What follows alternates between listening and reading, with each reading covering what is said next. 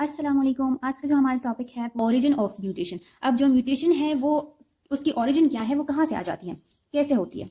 तो first origin of mutation है हमारे पास germ line mutation. Germ line mutation क्या होता है, जब म्यूटेशन अकर होती है जर्म सेल्स में। ये ऐसी म्यूटेशन होती है जो पेरेंट्स से ऑफस्प्रिंग को ये ट्रांसमिट होती है, ठीक है। तो ऐसी म्यूटेशन को हम हेरिडिटरी म्यूटेशन भी कहते हैं,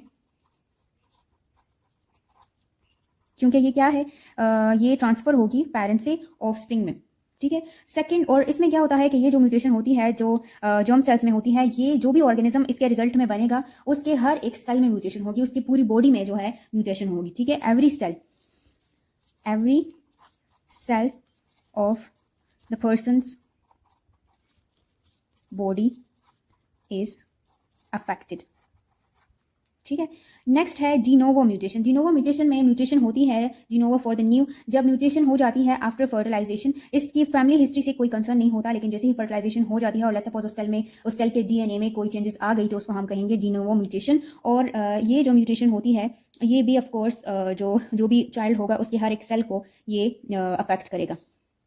इसमें भी क्या होता है, एवरी सेल इज अफेक्टेड, क्योंकि एक ही सेल से आगे जाके उसमें सेल डिवीजन होगी, और जब उसमें सेल डिवीजन होगी बहुत सारे सेल्स बनेंगे तो एक पूरा ऑर्गेनिज्म बनेगा ना, तो उसकी हर एक सेल जो चाइल्ड का होगा वो अफेक्टेड होगा। अब ये म्यूटेशन या जो ओरिजिन ऑफ म्यूटेशन है ये सिर्फ एनिमल्स में नहीं होता, ये प्लांट्स में भी हो सकता है, ये माइक्रो ऑर्गेनिज्म में भी हो सकता है, कहीं पे भी हो सकता है। तो नेक्स्ट है हमारे पास एक्वायर्ड म्यूटेशन। एक्वायर्ड म्यूटेशन जो है इसका ना तो फैमिली हिस्ट्री से कोई कंसर्न है, ना ही किसी और चीज़ से। एक पर्सन या एक ऑर्गेनिज्म बिल्कुल हेल्दी जो है वो बॉर्न होता है, लेकिन बाद में वो कुछ ऐसे चीज़ों के सामने एक्सपोज हो जाता है कि वो उसमें म्यूटेशन कॉज कर देती हैं। तो ये जो होती है एक्वायर्ड म्यूटेशन, एक पर्सन के लाइफ में अगर अपनी ज़िंदगी में वो किसी भी टाइम एक्सपोज हो गया म्यूटेजेंस के आगे। म्यूटेजेंस क्या आते हैं, वो एजेंट्स जो कि म्यूटेशन कॉज करते हैं, तो अगर वो म्यूटेजेंस के आगे एक्सपोज हो गया तो वो उसके अंदर डीएनए में चेंजेस ले आएगा, और इस तरह की म्यूटेशन को हम कहते हैं एक्वायर्ड म्यूटेशन। अब ये जो चेंजेस होती हैं ये क्यों होती हैं, एनवायरमेंटल फैक्टर्स की वजह से, जैसे कि अल्ट्रा वायलेट रेडिएशन जो सन से अराइज होती हैं तब भी हो सकती है, या जब उसके बॉडी किसी भी बंदे के बॉडी या किसी भी ऑर्गेनिज्म के बॉडी के अंदर जब डीएनए की रेप्लिकेशन हो रही होती है उस टाइम पे सेल डिवीजन के दौरान कुछ गड़बड़ हो जाती है तो म्यूटेशन कॉज हो जाती है। और जो एक्वायर्ड म्यूटेशन है ये जब सोमेटिक सेल्स में होती है तो ये फिर नेक्स्ट जनरेशन को पास नहीं होती। तो यहाँ पे हम लिखेंगे कि ये मोस्टली सोमेटिक होता है, ठीक है।